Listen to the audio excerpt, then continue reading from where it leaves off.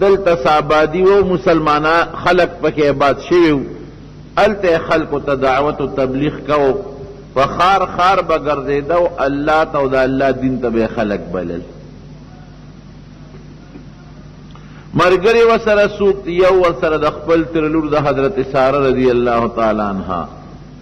چی پاغی دا بیا نکاو تڑلا یو و سر دا ترزوی دے حضرت لوط علیہ السلام روارد دا لوط علیہ السلام دا دو و سر مرگری دی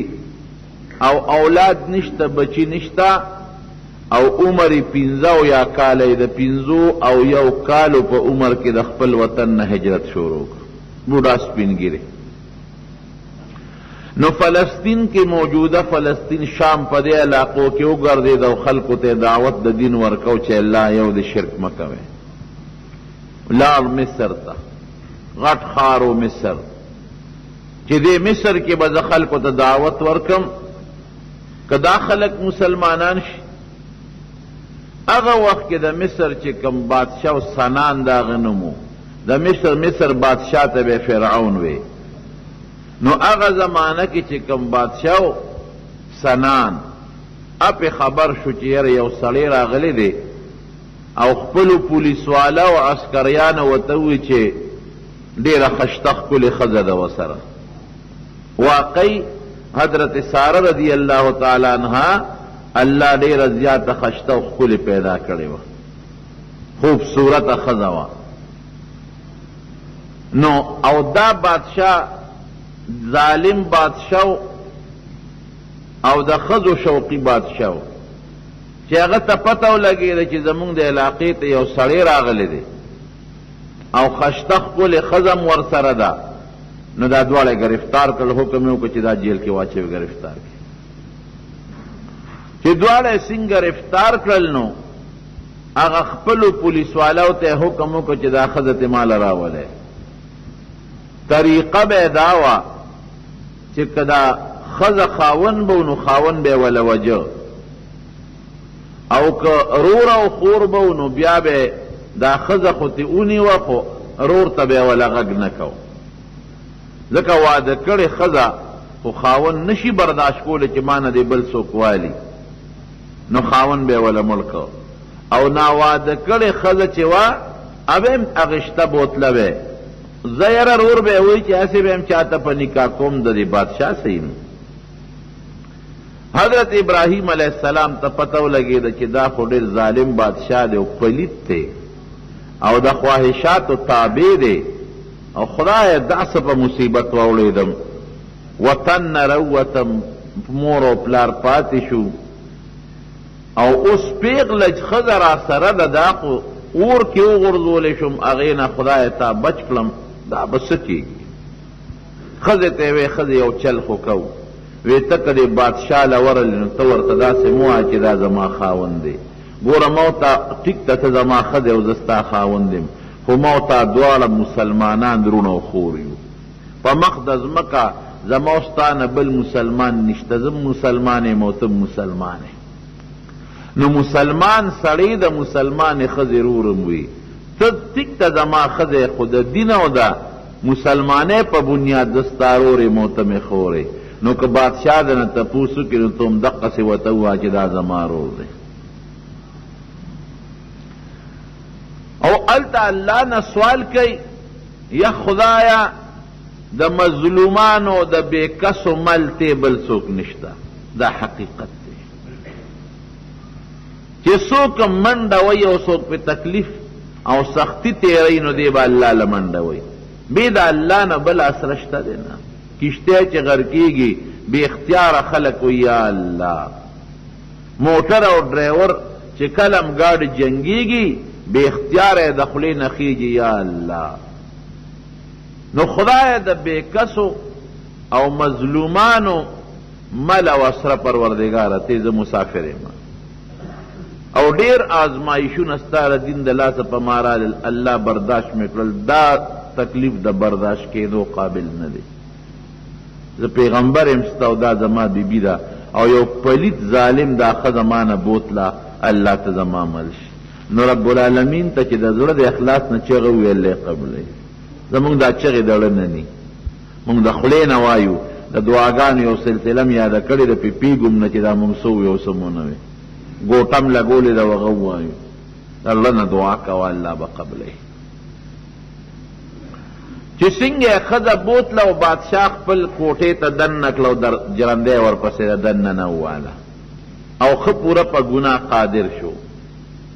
نو حضرت سارې هم بادشاه ته وی چې ګوره ما ته اوسه پورې چې ته پردي سړي لاس نه دي جنګولی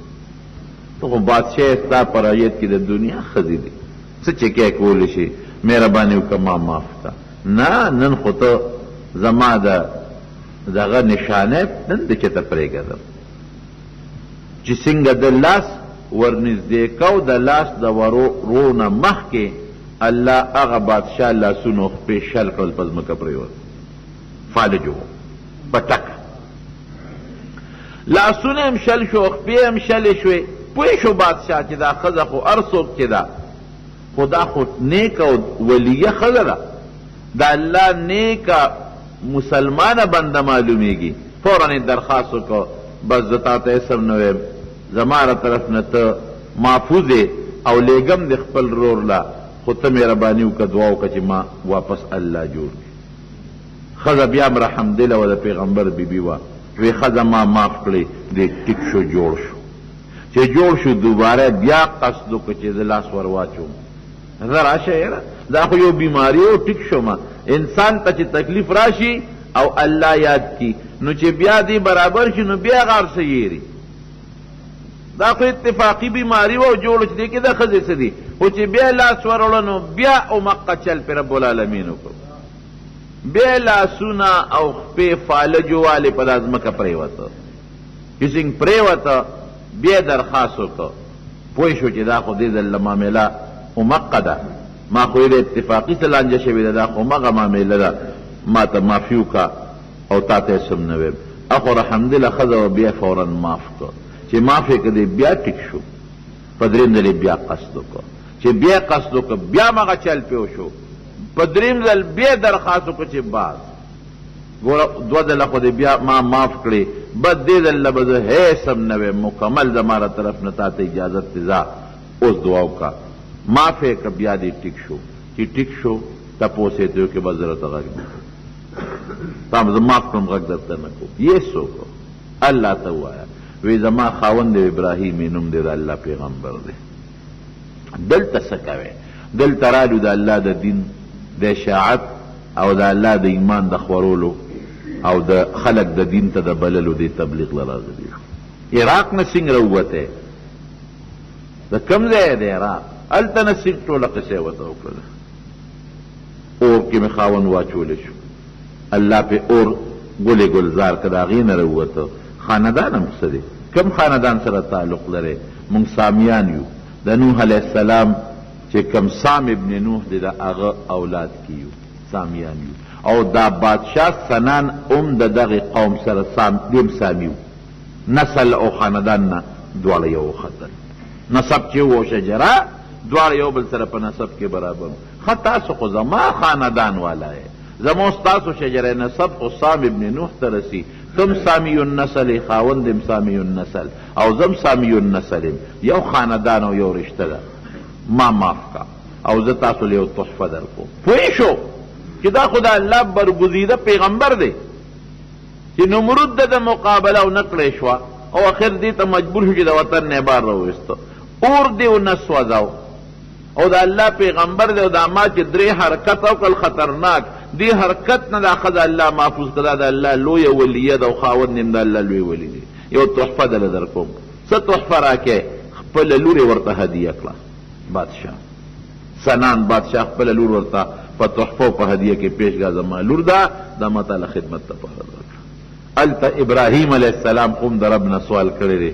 الله ذوالجلال ټولې پردې ختمې کړي دي نظاره مخامخ ویني لکه سړی چې په کمپیوټر کې یا په ټیلیویژن یا په کیمرو اینه کې شي ورته ښکاري الله هلته پردې ختمې کړي پیغمبر تاسې هم کشف کېږي دا پردې ختمې شي او دا کوټه ورته مخامخ ښکاري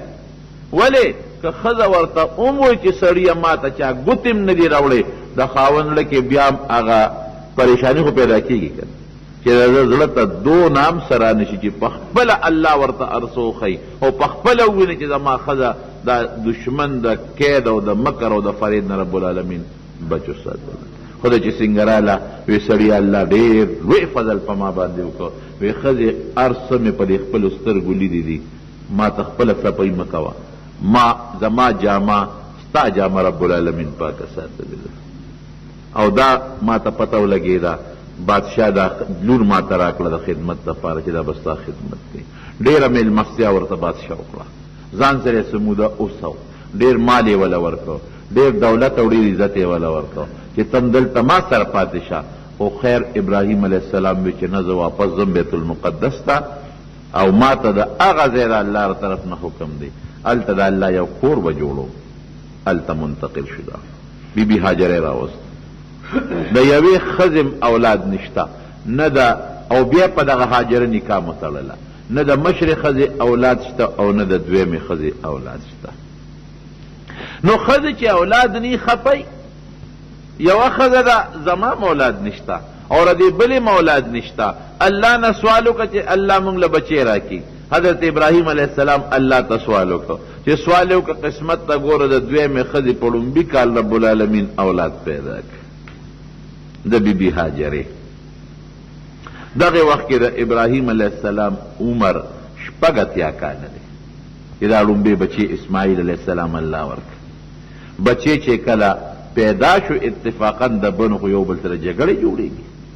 بنه بن کم ځای برداشت بولي چې که ډېرې نیکانې وي او ډېرې ښځې ښې ښځې وي خو بن نشي برداشت کولی، یو بل سره جګړې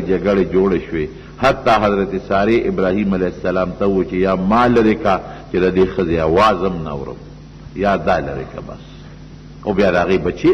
هغې نه شو برداشت کولی. ابراهیم علیه السلام په لوی شچوپن کې پرېوت چې الله اوس څه وکړم، دا دویمه ښځه مې خو د بادشاه لور ده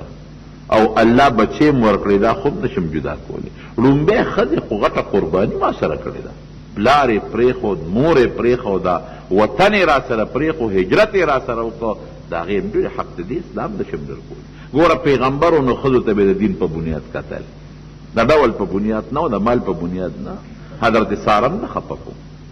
ټیک ده چې دلته کې د دې خبره ټیک نه ده، خو ما سره هجرت وکړو، ما سره وطن پرېښود، ما سره په دریابونو ګرځېدله، ما دپاره ډېر لوی تکلیفات برداشت کړل. او دا هاجره خو د هغې د برکت نه ماته میلو شوې ده